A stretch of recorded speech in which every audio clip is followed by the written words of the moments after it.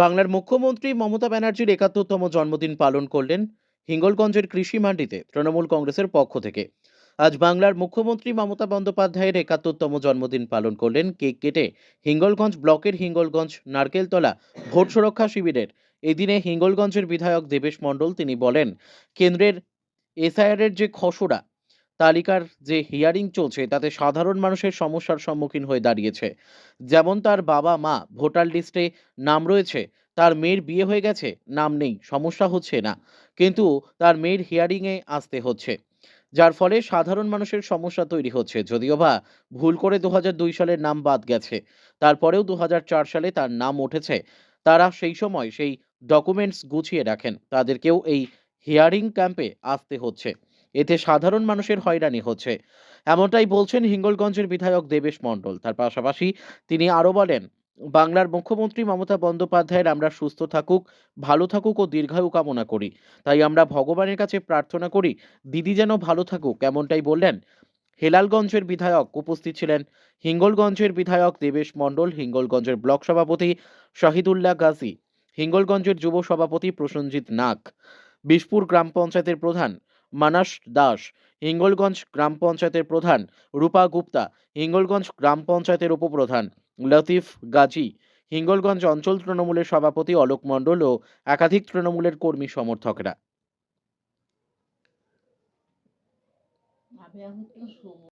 দিদি আমাদের অন্তর, দিদি আমাদের প্রাণ, দিদি আমাদের ভালোবাসা।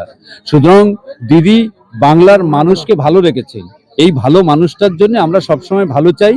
এই মানুষটা দীর্ঘায়ু হোক, এই মানুষটা সুস্থ থাকুক। বাংলার মানুষ সুস্থ থাকবে, বাংলার মানুষ ভালো থাকবে, ভারতবর্ষের মানুষ ভালো থাকবে। এই মুহূর্তে দেখুন না, হাজার হাজার মানুষ এই এসআইআরে আসছে। এই মানুষগুলো যে যন্ত্রণায় পড়েছে, বাবা মা ভোটার অ্যাকসেপ্ট করছে, মেয়ে নতুন ভোটার হয়েছে তাকে হিয়ারিং এ আসতে হচ্ছে। এ কোন দেশে বাস করছি আমরা? আজকের দিনে পরীক্ষা দিতে হবে যে এই মেয়েটা বাবা মার কিনা, এ তো ডিএনএ টেস্ট করতে হয়। তাহলে ওর কি ভোটার লিস্টে কাগজে প্রমাণ হবে? ওদের কাছে কাগজ দেখাচ্ছে তার স্কুল সার্টিফিকেটে বাবার নাম আছে, সেটা তার ডকুমেন্টসে নিচ্ছে না, যে আবার তাকে এফিডেভিট করতে হবে। একজন মেয়ে বিয়ে হয়েছে ভারতী, হচ্ছে সরস্বতী ভারতী তার নাম, আর বিয়ে হয়েছে যেখানে সেখানে হচ্ছে সরস্বতী কর্মকার হয়েছে। এবার সরস্বতী কর্মকার কেন? আপনার বাবা মার লিঙ্কেছে ভারতী দেখছি কেন? এই ভারতী আর কর্মকার এখন মেলাতে হবে। কি করে মেলাবেন? তার ডকুমেন্টস দিতে হবে।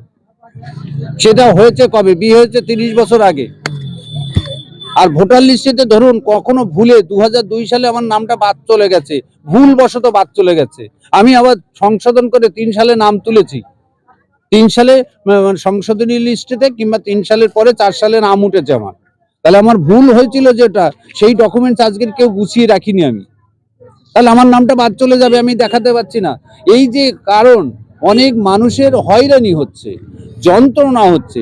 আর আমরা দিদিকে সবসময় মনে করি সমস্ত যন্ত্রণা নিরসকের মহা ঔষধ হচ্ছে মমতা ব্যানার্জি, বুঝলেন তো?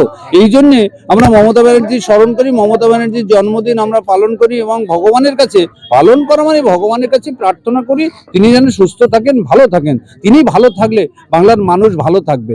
কারণ ভারতবর্ষে এমন শক্তি জন্ম নিয়েছে, ভারতবর্ষকে অস্থির করে দিচ্ছে, যন্ত্রণায় ফেলে দিচ্ছে।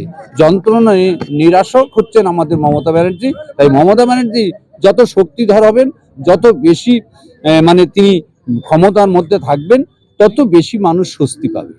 Thank you.